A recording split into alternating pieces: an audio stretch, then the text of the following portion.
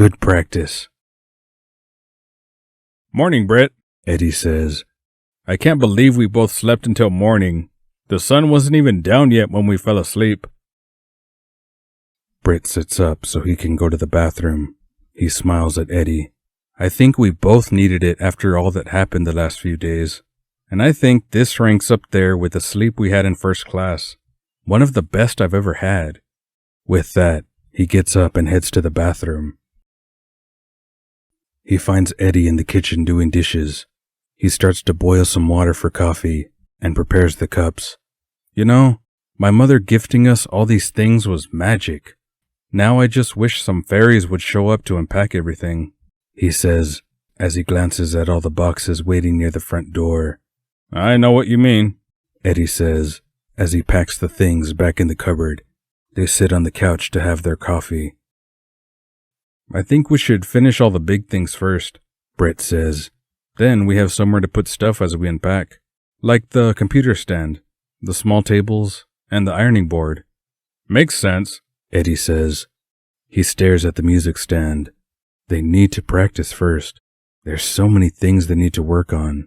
And he hates going to an audition not being able to play at least some parts from memory. With that, he gets up and unpacks his violin and bow. I was thinking about the new violin you bought. You never even used it. I think we should call the owner of the violin shop to see if he can give you a refund. I will explain the situation to him. Britt agrees. He hasn't even opened the case after leaving the shop, and it's a lot of money just sitting there. They get the violins in tune, and then they start from the first passage. They are playing more in unison now, even though some parts still gives them technical challenges. Eddie grabs a pencil and decides to mark every passage they struggle with.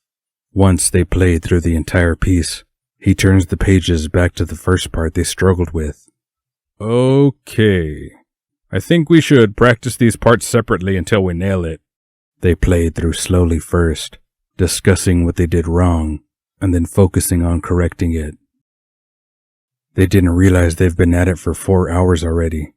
Both are hungry. Eddie prepares the remaining instant pancakes, and Brett makes more coffee. You are a genius, Brett says after a while. I think replaying the hard parts first will work. I tend to play the easy parts over and over and ignore the difficult ones. I also did that, Eddie says. Instant gratification if you play something well, and people like it.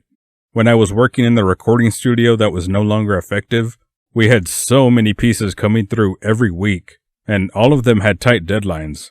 I had to learn new ways to overcome technical difficulties, and this seems to work for me. After breakfast, they open some of the taller boxes to find the ironing board. They find the rod and curtain for the bath first.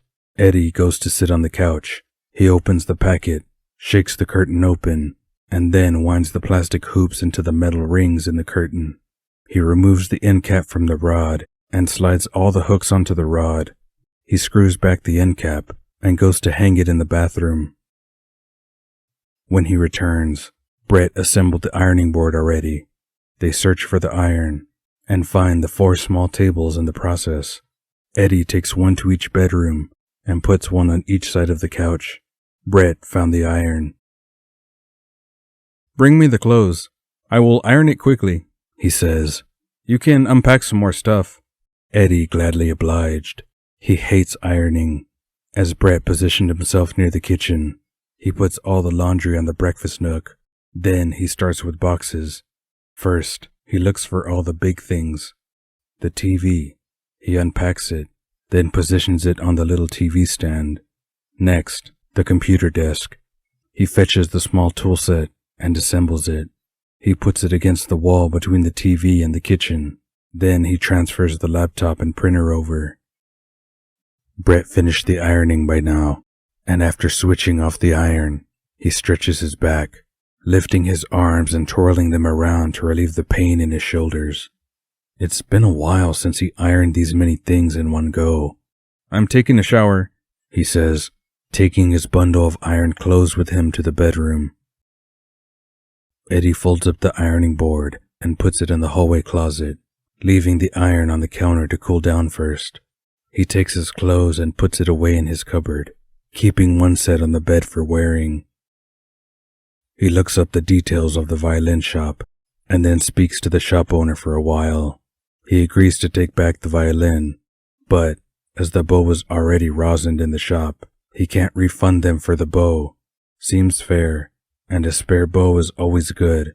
He hears Brett's bedroom door close, then goes to take a shower as well. Once done, he tells the news to Brett, who is sitting on the bed, drying his hair. Wow, thanks for arranging it, Brett says. We can go return it now. Eddie gets dressed and dries his hair. He smiles as he puts on socks. Brett sorted the space socks with his laundry. He puts on shoes, and then they are ready to go. Brett takes the bow and rosin out of the case and zips it up again.